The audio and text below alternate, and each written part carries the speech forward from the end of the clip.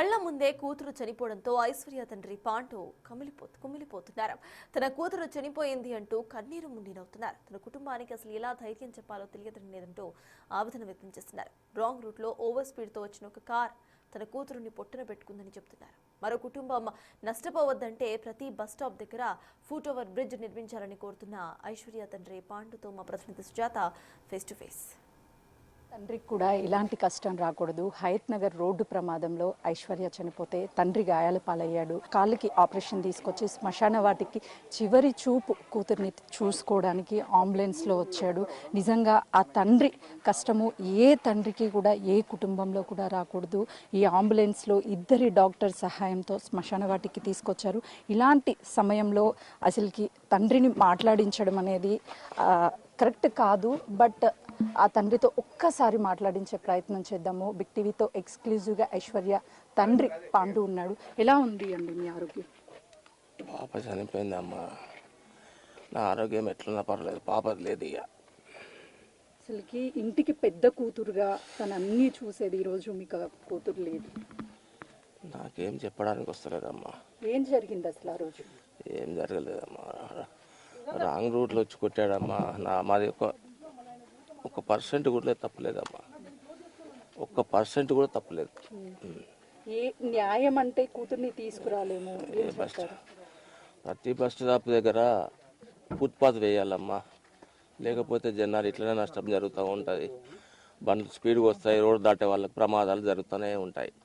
Foot over bridge కి ఐశ్వర్య పేరు పెట్టాలని డిమాండ్ చేస్తున్నారు. ఏం చెప్తారు? చేస్తే చాలా మంచిదమ్మా.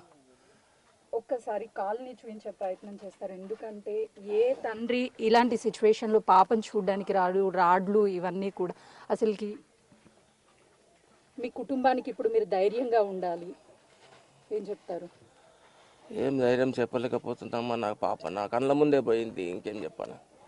ఇప్పుడు ఈ పరిస్థితుల్లో అయితే నేను ధైర్యం చెప్పలేకపోతున్నా. ఎప్పుడు తెలిసింది పాప చనిపోయిందని? నేను ఎంబడే ఉన్నానమ్మా. నేను స్కూల్లోనే ఉన్నా, పాపను చూసా. ప్రతి బస్ స్టాప్ కాడ ఫుట్పాత్ కావాలమ్మా. పైనుంచి మనుషులు దాడటానికి ఉండాలి. లేకపోతే ఇట్లనే విచ్చలవిడిగా ప్రాణాలు పోతాయమ్మా. ప్రభుత్వం కూడా పట్టించుకొని ప్రతి స్టాప్ దగ్గర ఉండాలి నేను కోరుకుంటున్నాను. మీరు ఏ టైంకి రోడ్ క్రాస్ చేస్తున్నారు? 7 అమ్మా. ఎవరు వచ్చారు? అంటే కారు ఓవర్ స్పీడ్ ఏమన్నా ఉందా? కారు స్టడీకి వెళ్తున్నాడు, రాంగ్ రూట్లో వచ్చాడు. ఉదయాన్నే పాప ఏం చెప్పేది? తన ఆశయాలు ఏంటి? డాక్టర్ అవ్వాలనుకుంది అమ్మా. బాగా కష్టపడి చదివింది. అవుతుంది అనుకున్నా నా పాప కూడా. ప్రస్తుతానికి చూడొచ్చు ఐశ్వర్య తండ్రి పాండు మాట్లాడలేని సిచ్యువేషన్లో ఉన్నాడు. ప్రతి బస్ స్టాండ్ వద్ద ఫుట్ ఓవర్ బ్రిడ్జ్ని ఏర్పాటు చేయాలి. మరొక్కరికి ఇలాంటిది జరగవద్దు. నా పాప కోల్పోయాను, ఇక నా పాప నా కళ్ళ ముందే ఆ రోజు మొత్తం ఎగిరి పడిపోయింది అని చెప్తున్నారు. ఇలాంటి పరిస్థితి అనేది చివరి చూపు చూసుకోలేనేమోనని చెప్పేసి ఆ తండ్రి భయపడ్డాడు. కానీ ఇలా అంబులెన్స్లో ఇద్దరి డాక్టర్ల సహాయంతో నడవలేనటువంటి స్థితి ఉన్నప్పటికీ కూడా ఆఖరి చూపుని చూసుకునేందుకైతే మాత్రము శ్మశాన వాటికి చేరుకున్నాడు. ఐశ్వర్య అంతిమ యాత్రలో నేను పాల్గొనలేకపోయినప్పటికీ, నా కూతురు దగ్గర నేను చూసుకోలేనప్పటికీ ఇలాంటి సిచ్యువేషన్లో అయినా సరే చూసుకుంటానని ఏ రోజు ఊహించలేదు అని చెప్పేసి తండ్రి తన బాధని వ్యక్తం చేస్తూ, నా పాపలాగా ఇంకొకరికి అవ్వొద్దు, ప్రభుత్వం వెంటనే ఆ ఫుట్ ఓవర్ బ్రిడ్జ్ని ఏర్పాటు చేయాలని కూడా తండ్రి కోరుతున్నాడు.